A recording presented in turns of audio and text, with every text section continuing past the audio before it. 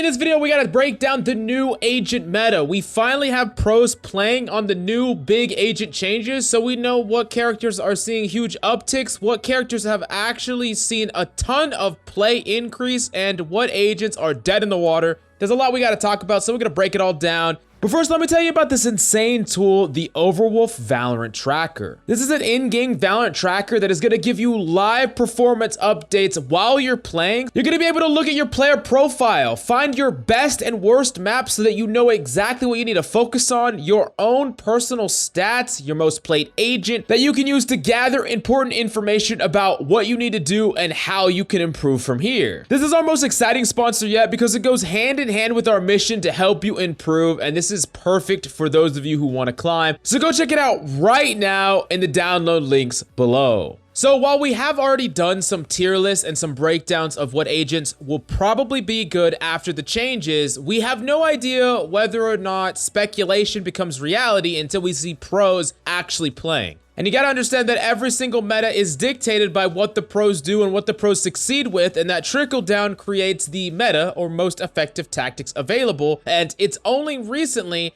that we've been able to see pros actually being able to play the new changes in tournaments, specifically with two tournaments we're gonna break down here, the VCT quarterfinals and the Boom TV 20K. The quarterfinals only for the VCT because while it's been going on for quite some time, only recently have the new changes been in effect, and for the majority of the matches, it's been on the old patch before the changes. Now first, let's break down the Boom TV 20K, which still had a lot of crazy good talent like TSM Academy, 100 Thieves, Soar, Gen G, and FaZe Clan, who took down the entire tournament.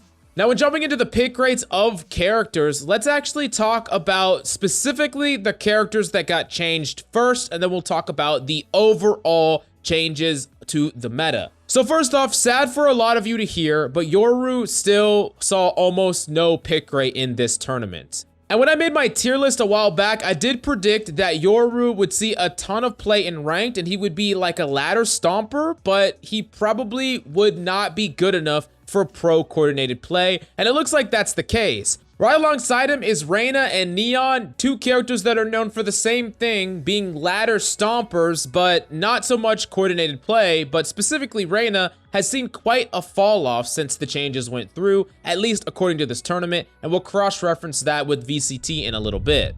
Now, another notable changer on this list is Astra, who dropped all the way down to an 11%. This is something that I didn't predict. I didn't realize just how hard this character was gonna fall. She's still seeing some slight amount of play, so she's not completely dead in the water, still beating out Cypher at 7%, which is kind of crazy, but Astra is a lot weaker. I think specifically, it's not even the cooldowns that are hurting her the most, even though that's still a big deal. It's the lack of that 5th star really holding her back. And you have to understand, even if she saw like 20% pick rate in pro play, she would be almost dead in ranked play because she's a character that really scales up to the highest level. And if pro play, that coordination is still not enough to make her viable, then she is probably not a controller you want to play at all in ranked. It's going to be very hard for you to make her work. Now, other characters we got to talk about, the other controllers. So Viper actually fell quite a bit to 34% pick rate, which is actually crazy here. Specifically, Haven and Ascent, she is seeing no play on those, and the pick rate on those maps are being almost entirely eaten by Brimstone and Omen, kind of splitting the pick rate. And on top of that, she is not as dominant on some of the maps that she was before. When we look at Icebox or Bind or Fracture, she's still seeing quite a bit of play, but there are other characters that are also seeing play, like Brimstone is seeing a lot of play on Bind and Fracture, and Omen and Brimstone are eating up a lot of the pick rate on Split. Basically, Viper sitting at a 34% pick rate is actually in a really healthy place, especially if you compare it to Omen and Brim at a 37% for Omen and a 33% for Brim. These put each of these controller characters for this tournament in only about a 4% disparity at maximum, which is incredibly balanced for the controller role. Basically, the dome smoker that is Astra had to die so that Omen and Brimstone will see play. However, I do suspect that this is going to change quite dramatically when we do break down the actual VCT, which is the higher end competition. We will see that Omen is actually eking it out slightly, but we'll get to that a little bit more in a second. Now let's actually get to character cascades, because there are 2 characters that I was right about and 1 character that I was dead wrong about. I predicted that Skye would see a pick rate increase, but she actually has not. She has not seen the pick rate increase. She dropped down to 18%, and Cypher has as well, along with Sage. Cypher having a 7% and Sage having a 13%. So where did their pick rate go? Well, in some of the characters that we speculated would. In KAYO at a 55% and Chamber at a 56%. So these characters are eating so much pick rate. I mean, if we look at the top, we can look at what is really eating up almost all the meta. Sova at an 88%, Jett at a 79%, Chamber at a 56%, KAYO at a 55%, and then if we combine Viper, Omen, and Brimstone at about a 35% average across those, that's so much of the pick rate of just almost all the comps. You add in freaking Killjoy at a 32%, and then past that, all the other characters have sub 20% pick rate. So we're really seeing a lot of these characters just eat up giant amounts of the meta. And I'm honestly a little bit worried at Chamber's pick rate in particular. He is almost keeping all the other Sentinels down. I think having buffs to maybe even Sage, specifically Cypher, would be very welcomed. Now, it is important that this list is going to be kind of jaded a little bit, because not only are teams trying to test new things, but there are some teams that participate in this tournament that I wouldn't call tier 1 or top of the meta defining pro scene. Now, also, specifically, we look at a character like Raze that only had a 17% pick rate, but Haven, Ascent, Breeze, and Icebox were picked the most, and she sees no play on any of those maps, and Bind, Split, and Fracture were picked the least, and she has a very, very high percent pick rate on those maps with like 100% on Bind, 100% on Split, and like 70% on Fracture. So it's important to understand that some characters are kind of getting the short end of the stick here, because the maps that they're good on aren't being picked as much. And if we look at Sova, who has like a crazy dominant pick rate, he doesn't see that much play on Split or Fracture, and there was not that many Split or Fracture games period played, so it didn't hurt his pick rate quite as much. Now let's actually go look at the VCT. I want to specifically analyze Cloud9, because they are known as one of the best, if not the best, NA teams right now. And we can look at what they're mainly playing. So we don't have a lot of data to go on, because they only played 3 maps, Ascent, Breeze, and Haven so far as of today. It might be added on more later on, but as of now, on Ascent, the composition they played was Sova, Jett, KAYO, Killjoy, and Omen.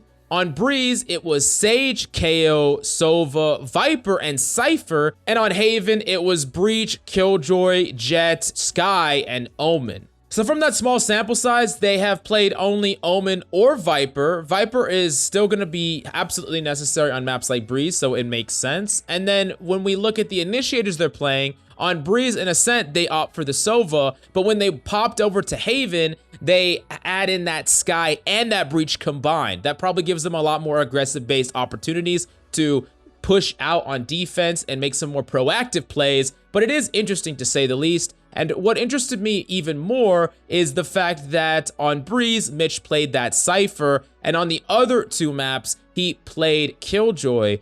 Although he didn't do fantastic on that Cypher stat-wise, so I'm wondering if this is more experimental, or maybe they're opting for Cypher on Breeze because it gives them more long sightlines. I'm kind of surprised they're playing either of these characters on Breeze, if I'm being honest, and I think that specifically Chamber in this slot would just be probably more optimal, but what do I know? I ain't C9's coach, bruh. Now, the last team I want to analyze is Optic Gaming. They are going to be playing up against C9 because they did also win their semifinal match. This is the only other one that we can analyze right now, and they played this. First off, Split, they played Chamber, Raze, Breach, Viper, and Omen. And then on Ascent, they played KAYO, Brimstone, Jett, Sova, and Killjoy. And then on Bind, they played Raze, Skye, Chamber, Viper, and Brimstone. So this is very weird and interesting because they played a little bit of Omen on Split, and then they played on Ascent and Bind, they played Brim on both those maps, which is definitely interesting to say the least. They only played freaking KAYO on Ascent, and they played Raze on both Split and Bind. Now, I'm gonna be honest, it looks like there hasn't been a full distinction between Omen and Brim. It does look like right now, Optic is preferring Brim and C9 is preferring Omen, although they did play on different maps, so there could be slight map variability. But we saw, looking at the Boom TV 20K that had a lot bigger sample size, that the pick rates between Omen, Viper, and Brim are very similar. They're kind of in this really close place, and I kind of really like what Riot has done with the controller role, and I'm interested in, once teams have decided or figured it out, is one just gonna take off, or are we gonna sit in this meta where we kind of split the pick rate? That being said, I do think the big elephant in the room right now is Chamber just eating up so much of that pick rate, and the need, in my opinion, for some of these other Sentinels to receive some sort of way to fight that pick rate or that pick slot. And it's really hard because Chamber plays so differently. So it's actually curious if you, like, let's say super buff Cypher and then Cypher was in the meta, would he even eat away from Chamber's pick rate? I'm not even that sure. I don't know if that could even be a possibility, because while Chamber is in the Sentinel role, he doesn't necessarily fight or take away from his other Sentinels. And there could be a meta, just like in the previous meta, where Astra and Viper were both played, where Chamber and another Sentinel are played if you just buff the Sentinel. So I'm curious about your opinion about the new meta. I'm curious about how you feel about the big changes to everything from Yoru to the controllers. And what do you think about the dominant characters right now, specifically the dominant four, Sova, Jett, Chamber, and KAYO? How do you feel about them? Do you think they're good for the meta? Do you think they're bad for the meta? And where do you see the meta developing from here? I'm really curious in your opinion, and if you want me to do more meta breakdowns where I break down maybe the weapons meta or things like that, definitely let me know down below. That's all I got for you today. Make sure you hydrate, and I'll see you next time.